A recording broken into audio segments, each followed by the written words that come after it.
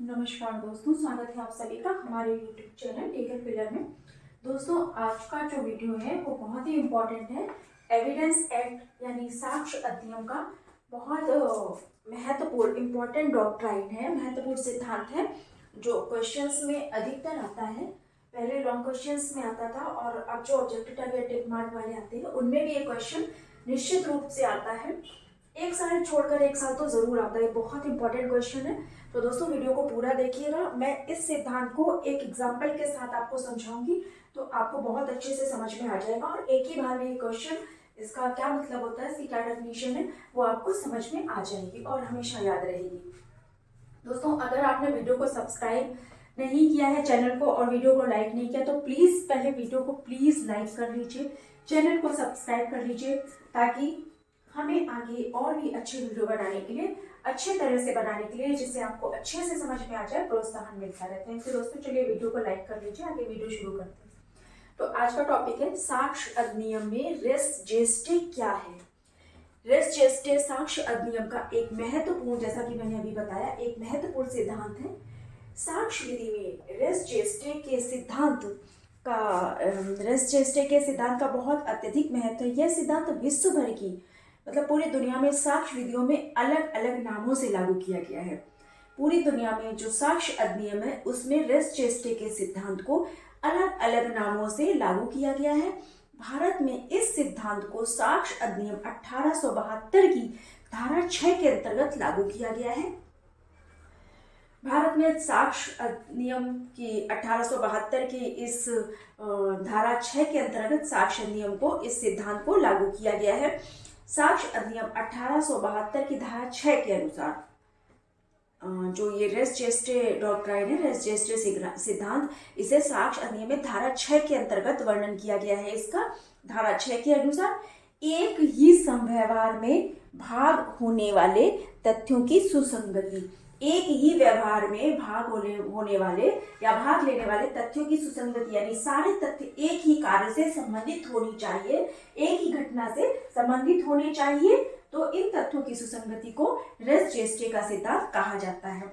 जो तथ्य मुख्य न होते हुए भी किसी मुख्य तथ्य से, यानी कोई कार्य, प्रमुख कार्य न होते हुए भी किसी प्रमुख कार्य से इस प्रकार जुड़ा हुआ है, इस प्रकार संसक्त है कि वे एक ही कार्य, एक ही समव्यवहार के अलग अलग भाग है, एक ही कार्य के अंतर्गत जुड़े हुए अलग अलग कई कार्य है, कई भाग है, यानी वो तत्व, वो कार्य मुख्य से सुसंगत है और वे उसी समय, उसी स्थान या विभिन्न समय विभिन्न स्थानों पर घटित हुए हैं, लेकिन वो एक दूसरे से जुड़े हैं, एक दूसरे से सुसंगत हैं। रेस जेस्टे का शाब्दिक अर्थ होता है संबंधित तथ्य, किसी एक कार्य या किसी एक व्यवहार से संबंधित तथ्य। अब इसको दोस्तों आइए जान लेते हैं एक एग्जाम्पल के थ्रू, जिससे आपको समझ में आ जाएगा। उदाहरण के लिए, जैसे राम ने श्याम से तलवार खरीदी थी, ठीक है। खरीदने के बाद उसने धर्मेंद्र की जो है उस तलवार से हत्या कर दी।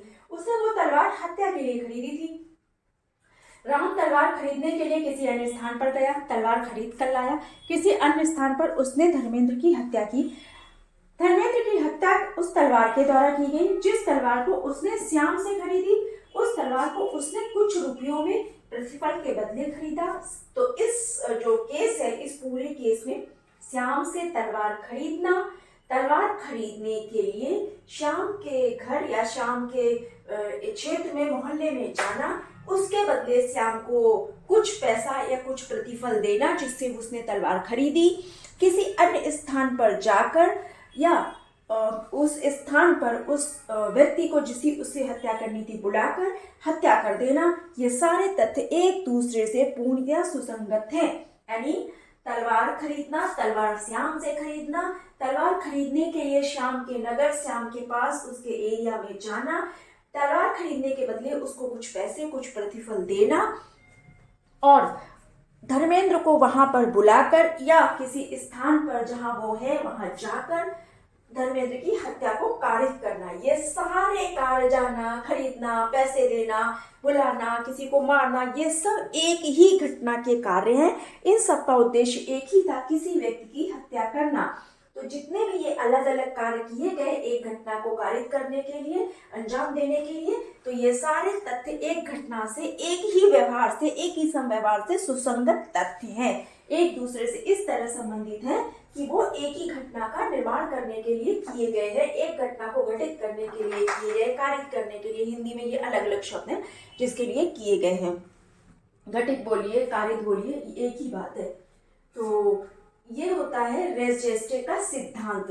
रेस जेस्टे का सिद्धांत भारतीय नियम की धारा 6 में प्रयोग के बारे में धारा 6 के अंतर्गत बताया गया है। कारण है कि यह सिद्धांत अनिश्चितता को जन्म देता है, यानी इन सारे से ये नहीं कहा जा सकता है, हालांकि ये होते एक ही तथ्य से सुसंगत हैं, लेकिन फिर भी ये नहीं कहा जा सकता कि ऐसा निश्चित रूप से इनके द्वारा ये जान लिया जाए कि ऐसा किया गया है। जो मामले न्यायालय के सामने आते हैं उनमें कोई ना कोई ऐसी घटना छिपी रहती है। प्रत्येक घटना से जुड़े हुए कार्य या लोग, कुछ ऐसे कथन होते हैं, यानी उसका कार्य का होना या ना होना, उसका लोप हो जाना, ऐसे कथन होते हैं जिसके समव्यवहार से उस घटना की प्रकृति पर प्रभाव पड़ता है, उसके सही रूप को दर्शाता है, तो उसी कार्य का समव्यवहार भाग कहा जाता है और इसका साक्ष्य दिया जा सकता है। जैसे बताए गए केस में राम ने श्याम से तलवार खरीदी थी, इसका साक्ष्य इस घटना पर दिया जा सकता है कोर्ट में, और इससे उस कोर्ट की इससे कोर्ट में उस केस की प्रकृति में महत्वपूर्ण प्रकाश डाला जा सकता है। तो दोस्तों ये होता है रेस जेस्टे का सिद्धांत। अगर आपको ये वीडियो पसंद आया हो तो प्लीज़ इसे अधिक से अधिक लोगों तक शेयर कीजिए ताकि हमारा चैनल ग्रो कर सके। और दोस्तों वीडियो को लाइक करना बिल्कुल मत भूलिएगा। अगर चैनल को सब्सक्राइब नहीं किया है तो प्लीज़ सब्सक्राइब कर लीजिए, वीडियो को लाइक कर लीजिए और ज़्यादा से ज़्यादा दूसरों तक शेयर कीजिए। दोस्तों हमारे चैनल को ग्रो करने में मदद कीजिए। Thanks for watching. Thank you so much.